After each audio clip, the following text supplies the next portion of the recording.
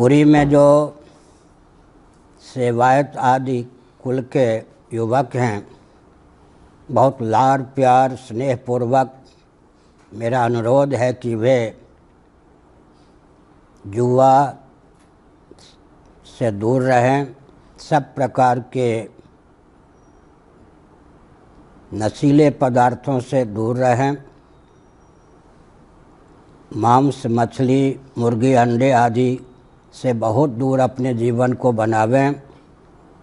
साथ ही साथ अराजकता से सुदूर रहते हुए नीति धर्म और अध्यात्म मंडित जीवन को उद्भासित कर श्री जगन्नाथ जी की सेवा के और राष्ट्र के उत्कर्ष के अनुकूल अपने जीवन को ख्यापित करें।